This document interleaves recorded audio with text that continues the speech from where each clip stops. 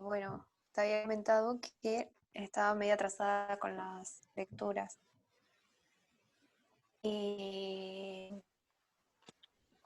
estaba estoy igual que Brian, así con las lecturas y tomando ideas que me pueden llegar a servir o a apuntar por ir al trabajo.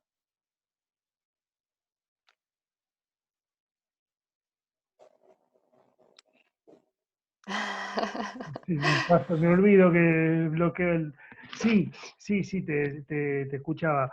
Eh, y a partir de esto, ¿no? De lo que vos pudiste ver, eh, estás por la lectura de Riquet, me decías, ¿no? Sí.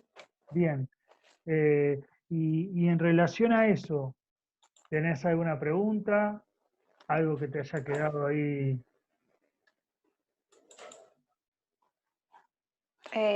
No que recuerde. Por ahora voy bien. Sí, como les decía la vez pasada, el tema de del texto este de Rickert, la intención es ver, de alguna manera, plantear todo lo previo a todo, esperen que busco, todo lo previo que tiene que ver a la producción, es decir, a la enunciación. ¿Está? Él cuando habla del concepto de imaginación lo hace a partir de cuatro empleos puntuales, cuatro empleos principales, o sea, de cuatro formas distintas se puede llegar a utilizar el concepto de imaginación. Eh, Como evocación de cosas ausentes pero existentes en otro lugar, es decir, pensamos en algo que no tenemos acá, pero sabemos que está en otro lado. ¿No? Pensemos en objetos, pensemos en personas y demás. Sabemos que existe eso, no está acá presente. ¿Ah? Bien. Eh, Después habla de cuentos, relatos con existencia específica propia, pero su función es ponerse en lugar de otro. Es decir, esta cuestión de que un relato o un cuento o una historia que se cuenta eh, tiene la intención de decir otra cosa, ¿no? De plantear otra cosa. Eh, bueno, después eh, la evocación de cosas inexistentes, es decir, a partir de la ficción, a partir de lo que no sabemos, o sea, sabemos que no existe, pero se hace una creación específica, ¿no? Para poder para poder generar algo, ¿no? Puntualmente esto estaría más vinculado a la cuestión de la ficción, puntualmente, ¿no? Y dentro de una supuesta categorización de los relatos, podríamos pensar en un relato más del tipo maravilloso, del tipo fantástico, donde, eh, más que nada con respecto a la parte maravillosa y a la parte el relato maravilloso y el relato de ciencia ficción, donde la realidad que se presenta, que se crea, es totalmente alejada o muy distinta, donde el destinatario o los interlocutores, dice en palabras de Humberto Eco, hacen ese pacto, es decir, la historia que voy a escuchar, la historia que voy a ver, me la voy a creer. ¿Ah? No vamos a poner en tela de juicio esto, cómo los caballos van a hablar, ¿no? O sea, está dentro de esa realidad, dentro de ese mundo que se presenta, no se pone en tela de juicio eso, porque es posible dentro de esa realidad, de la historia que se está contando. Vamos. Y después, ¿no? Tenemos la cuestión que tiene que ver con la ilusión, cosas ausentes, inexistentes, eh, pero que hacen creer a la realidad del objeto. ¿Qué quiere decir esto? Es decir, se plantean posibilidades o realidades que en realidad, en definitiva, lo que están planteando es algo que afianza la creación de creer en ciertos objetos. ¿Cómo sería esto? ¿No? A partir de la connotación que se puede tener de un personaje o de una historia en particular. Estamos, fíjense esto, nosotros pensamos en el relato de ciencia ficción, como decía antes, como una realidad totalmente ajena, totalmente distinta, donde el espectador o los interlocutores están planteando esta cuestión de no es posible.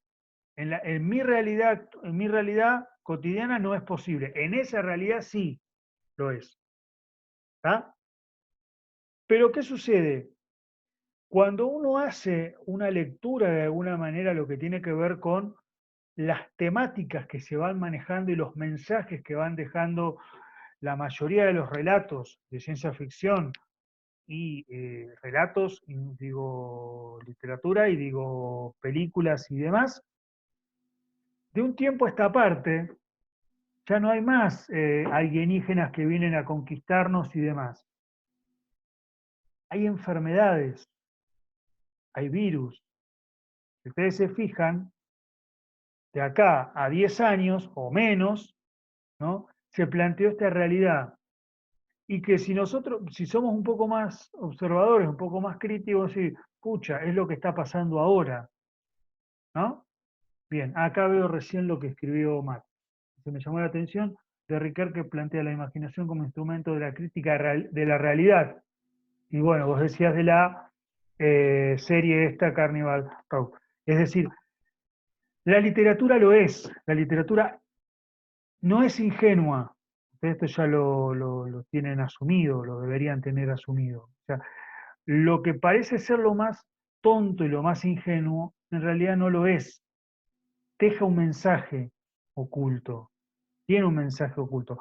Por eso se plantea esta cuestión de la teoría, él plantea distintas teorías y demás, la teoría de la metáfora. Es decir, la metáfora no como un recurso estilístico de la poesía, sino ¿ah? Como algo que representa algo, un texto determinado, un cuento determinado, eh, está diciendo otra cosa, porque la metáfora, como plantea acá, otorga un cuerpo al discurso. Cuando aparece un concepto nuevo, desconocido, allí se emplea la imaginación para esquematizar los atributos metafóricos, dar una imagen a un contenido. ¿Qué quiere decir esto? Existen obras, eh, la literatura crea o crea nuestra imaginación. Bueno, la literatura es producto de la imaginación, propia o ajena, no podemos copiar de otro. No, mentira. No, decía que la literatura es producto de la imaginación. A lo que voy, y me hizo perder la idea que estaba por decir ahora, a lo que voy es a esto. Eh,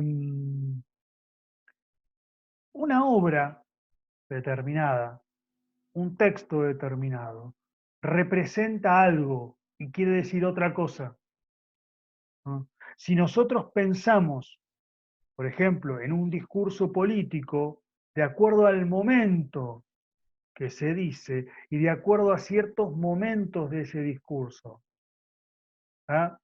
Acá, por lo que veo, eh, dos lo recordamos. No, en realidad yo no lo recuerdo, tenía, era muy chico, pero lo he visto en muchos videos. El tema de el primer discurso, luego de la dictadura, el primer discurso que da Alfonsín, ¿no? Que no es un dato menor, que vos, esto Mirna, seguramente lo tendrás en cuenta porque tiene que ver con tu tema. Eh, no es ingenuo, no es al azar, no es una improvisación, de que que en pleno discurso electoral se esté planteando, se recite el preámbulo de la Constitución Nacional. Porque es lo que sucede. Si ustedes buscan los videos y demás, en pleno acto electoral, Alfonsín lo que hace es decir el preámbulo de la Constitución Nacional. Y eso tiene un simbolismo que por ahí en otro momento no lo hubiese tenido. ¿Por qué? Porque era una vuelta, era un resurgir desde el punto de vista social y político, ¿no?, de la democracia y de las ideas, y sobre todas las cuestiones lo que tiene que ver con la elección de los representantes. Vamos, entonces, ese hecho no es un hecho menor. ¿Ah? Lo mismo por ahí, volviendo a lo que, a ver si quedó algo más que pueda llegar a plantearse. Este, eh, dice, bueno, la fuerza que tiene la ficción, ¿no?, es la capacidad de abrir y desplegar nuevas realidades. Es decir, Riquelme lo que plantea también, hace un análisis, él siendo filósofo, hace un análisis también de cómo la ficción, ¿no?, dice algo más que la misma historia en sí, que se nos está contando. ¿Ah? Eh, y ahí entra en juego el concepto de la interpretación, ¿no?, que él después va a sumar al concepto de ficción e intersubjetividad, es decir, lo que uno hace con ese discurso que recibe, con el discurso literario, con el discurso ficcional y con cualquier tipo de discurso si lo ampliamos. Tiene que ver con esto eh, de pensarse como parte de este discurso, de pensarse como parte de esta historia que se está contando. ¿No? Porque esto algo que decíamos la vez pasada, es decir, todo todo discurso plantea tres momentos, por lo menos desde la teoría de Eliseo Verón, tres momentos, es decir, si pensamos en un discurso, esperen que lo voy a escribirlo, Matías, los las tres palabritas, yo de vago nomás para que escribo, que él ya sabe de qué se trata porque era el PDI, DI y RDI.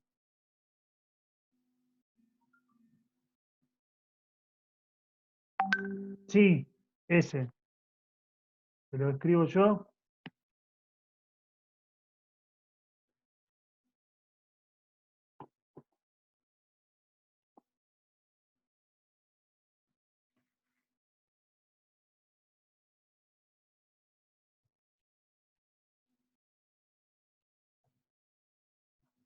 La sigla que vamos a manejar es la que yo les puse ahí en el chat, ¿no? Exactamente, sí, es esa. A ver, si pensamos en estos tres momentos, vamos a centrarnos en el del medio, el DI, que es el discurso. ¿Ah? Ese discurso es un texto o algo que se está manejando, que estamos manejando. ¿No? DI, DI es discurso. ¿Ah? Ese discurso siempre surge de algo, no viene de la nada. Hay algo detrás de eso. Y en la mayoría de los casos, lo que sucede es que responde a lo que se llaman las eh,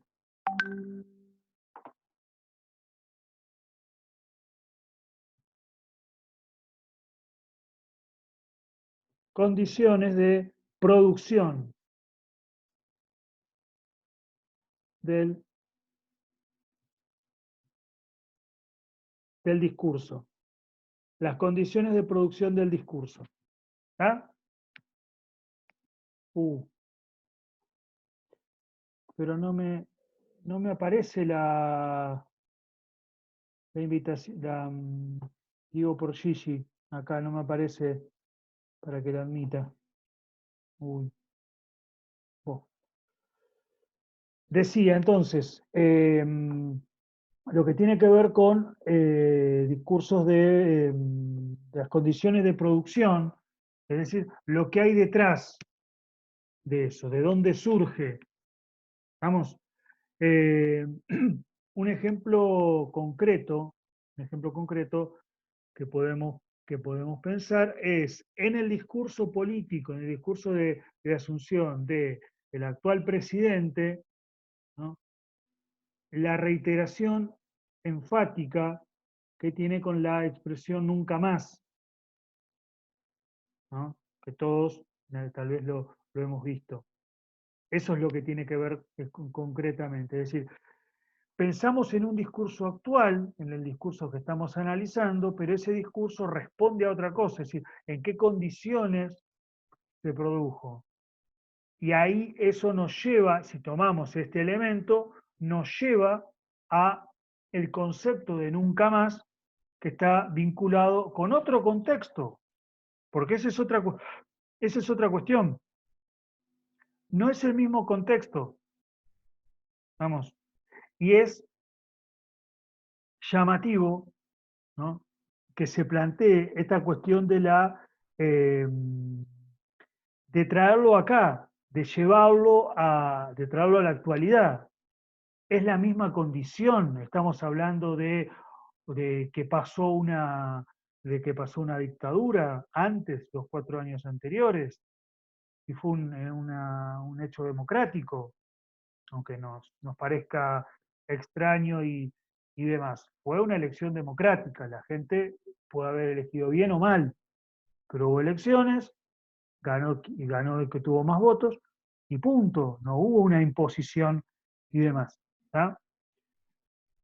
Bien, pero a su vez, nos vamos a centrar en el tercer elemento que tiene que ver con las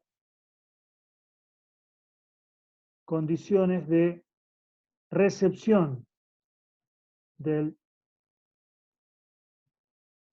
con las condiciones de recepción del discurso. Es decir, en el medio tenemos el discurso,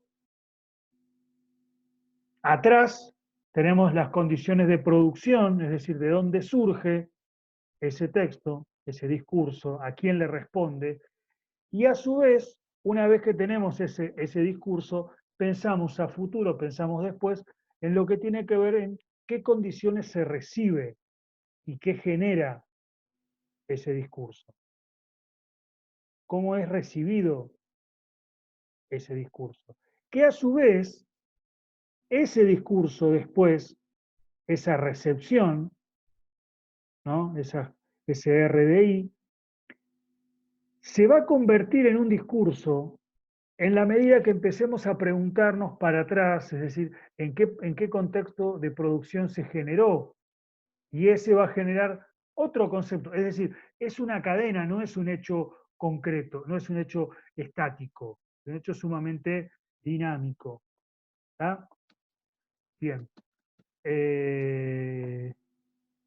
Entonces, tal vez yo esto después, yo es una explicación bastante rápida que les estoy planteando, está en el material que les voy a, seguramente ya en un rato, por ahí hoy, como para ya pasárselos, ¿estamos? Que pueden ir teniendo.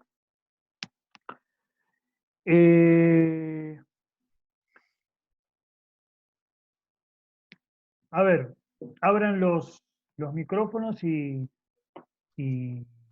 vemos a ver si hay algo más para sumar de esto que estábamos hablando.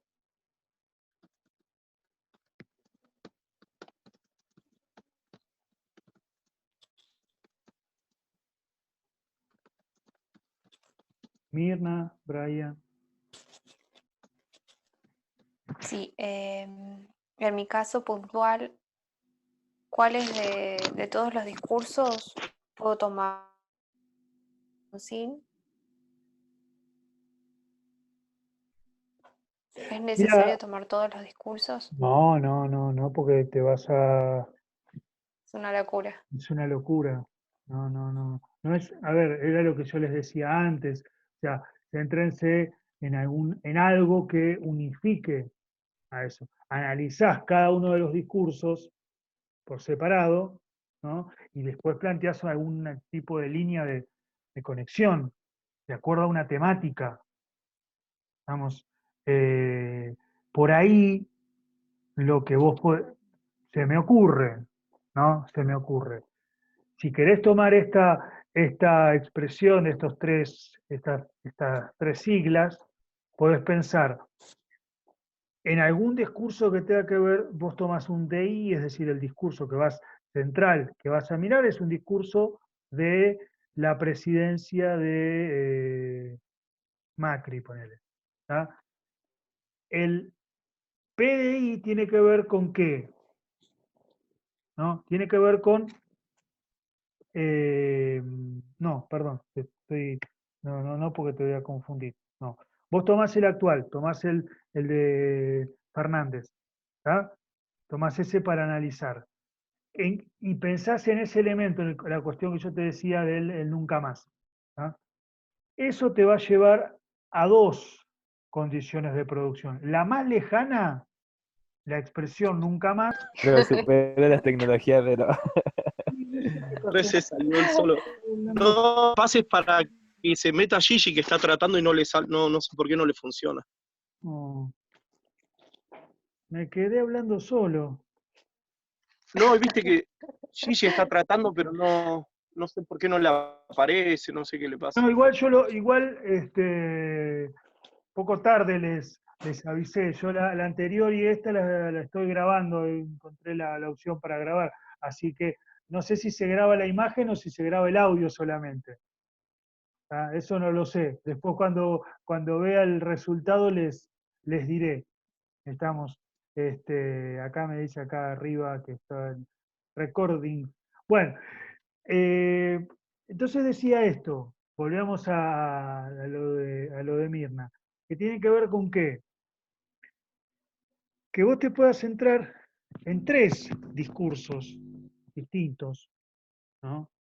O que puedas analizar uno, porque no es que tampoco vos necesariamente tenés que utilizar esta teoría de la cadena discursiva de Eliseo Verón. Eso es una teoría, nada más. Vos lo que podés hacer es abordar un discurso analizándolo desde la teoría del discurso político, ¿no? Sumando estos elementos que nosotros venimos hablando, el concepto de ideología, que fue algo que creo que lo mencioné en algún momento, no sé, no recuerdo si lo desarrollé hoy, que tiene que ver con el autor el holandés del apellido complicado. ¿Ah? Eh, entonces, esto por ahí los orienta a todos.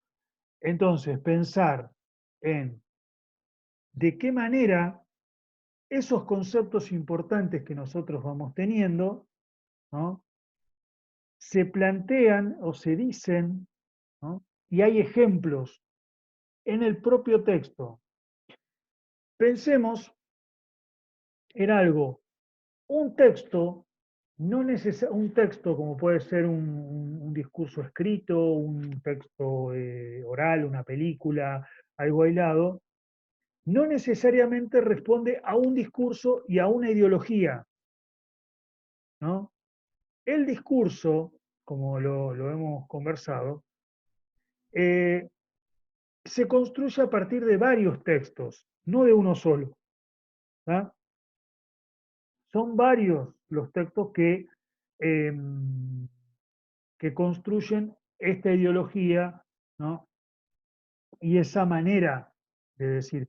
¿Y qué es lo que esos textos deben tener ciertas cuestiones en común, ¿no? De cómo se refiere a una misma cosa, a un mismo hecho. ¿no? Por ejemplo, hoy en día podemos plantear dos tipos de discursos, ¿no? El discurso considerado oficialista, es decir, el gobierno actual, en relación a, específicamente en relación al aislamiento y a la pandemia y demás, ¿no? El discurso oficialista, me quedan 10 minutos, entonces vamos a ir sintetizando. El discurso oficialista que está a favor, que refuerza, que justifica esta cuestión de el aislamiento y... Ahí volvió. ¿Quién le podría esta porquería? Odio, odio la tecnología. Odio la virtualidad. Tengo un enemigo acérrimo, que es Zoom. A ver, yo no sé cuánto tiempo queda, igual ya vamos a ir concluyendo.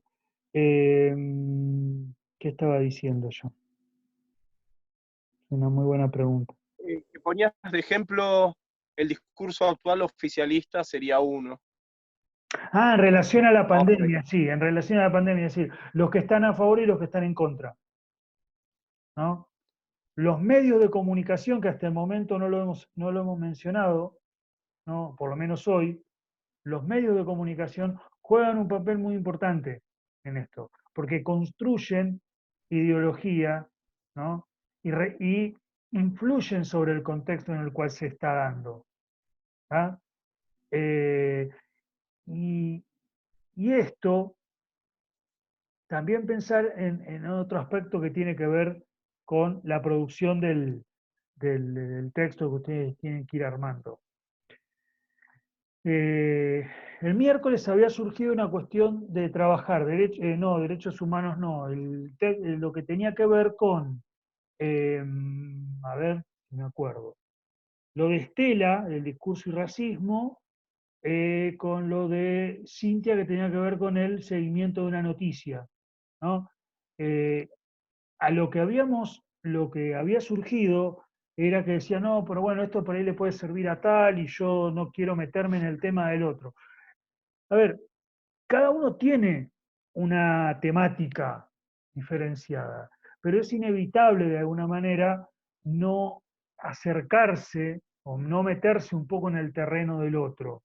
¿Por qué? Porque si nosotros estamos hablando de, por ejemplo, en el caso de Brian, que tiene que plantear el discurso sindical, en algún momento va a tener que hacer mención a los medios de comunicación, a las noticias, al discurso político, ¿no? Entonces ahí está la cuestión. O en tu caso, Mirna, que vos tenés que trabajar el discurso político, en algún momento vas a hacer, eh, vas a vincular con los medios de comunicación, con la cuestión del racismo, es decir, vamos a, claro, muy bien, todos los discursos están relacionados con el poder, con la ideología, con el contexto, ¿no?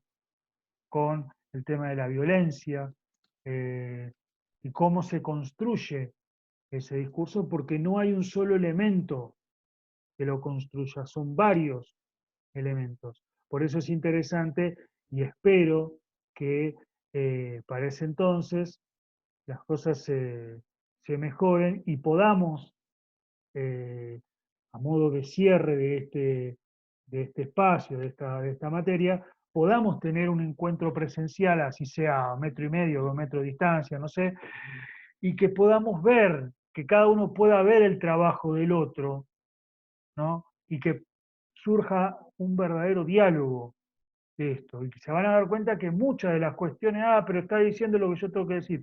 No, está diciendo algo que va a ir que suma a esto.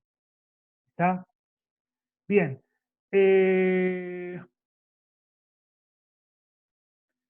¿Qué más podemos decir de esto?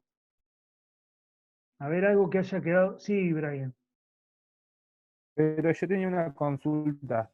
Sí. Te decía que estaba leyendo el texto de Foucault con Deleuze, ¿cómo es? Sí. Y en un momento hablan de las teorías prácticas, hablan de que son parciales y fragmentarias. ¿A qué se refiere con eso? ¿Qué cosa, perdón? ¿Que son fragmentarias? ¿Qué cosa? Perdón. Las, las relaciones teoría-práctica son más parciales y fragmentarias. Claro, tiene que ver con específicamente, es decir, muchas de las cosas que se dicen, ¿no?, que se plantean en los materiales, en las teorías, en los diseños, en las planificaciones, en todo lo escrito, lo establecido, ¿no?, Sí, lo instaurado, lo institucionalizado, al momento de llegar a la acción, al momento de llegar a la práctica, ¿no?, es bastante acotado. No pensamos en una, a ver, pensamos cómo una teoría, cómo un concepto determinado tiene aplicabilidad en este contexto, en esta situación concreta. Por eso hablamos de que es bastante fragmentado. Fragmentar es cortar, ajá, es un sí, fragmento. sí, sí, Vamos. bien, entendí. Por ejemplo, claro, otro ejemplo es los conceptos que nosotros estamos leyendo acá, ustedes tienen que ver cómo esa teoría tiene aplicabilidad en el texto que ustedes tienen que producir. No en la vida Claro, misma, en las relaciones de poder del universo. ¿Entendés? No, tiene que ver específicamente bien, con ese tema. ¿Ah? bien. Y otra partecita que decía que Deleuze afirma que las teorías no totalizan, sino el poder. Claro. Totalizar en qué sentido. El totalitarismo como todo, como esta ideología, esta manera de pensar donde todo está establecido y que es un todo, que es todo se tiene que hacer de esta manera, ¿no? No pensarlo como Mm, no se piensa en una diversidad de voces y esta cuestión de pluralidad, sino solamente en un aspecto. ¿Ah?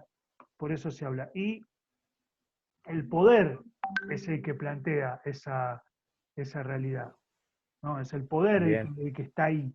No las teorías son teorías, es decir, de alguna manera lo que se dice puede estar, podemos estar a favor o en contra. Vamos, lo que pasa es que también después pensar cómo se utiliza ese concepto, esa teoría, con qué intención se utiliza, ¿no? Eh, por darles un ejemplo, que eso después se los tengo que pasar. Las, la década del 40, la década del 40, ¿no? Uno de los impulsores, de los que colaboraron con el tema del nazismo, con el tema del holocausto y el pensamiento fascista de Hitler, ¿no?, fue Joseph Grover, que es el que plantea los 11 principios de la propaganda. Nosotros hoy en día pensamos el concepto de propaganda, decimos propaganda algo que vende algo, ¿no? Eh, sí, decirle que sí, ese, Wedber, bueno, no sé bien cómo se pronuncia, pero bueno, en los 11 principios de la propaganda. Que después eso es una hojita, lo pueden buscar si quieren en internet, están los 11 principios. Que están muy vinculados con los 10 principios de manipulación de Chomsky, que él después plantea, porque parte de ahí, los reformula de alguna manera, los amplía y los actualiza a la realidad de las redes sociales, de internet y demás. ¿No? Ese concepto, ¿no?, es tomado desde el punto de vista de ese estado dictatorial, de ese estado totalitario, ¿no?, para poder impulsar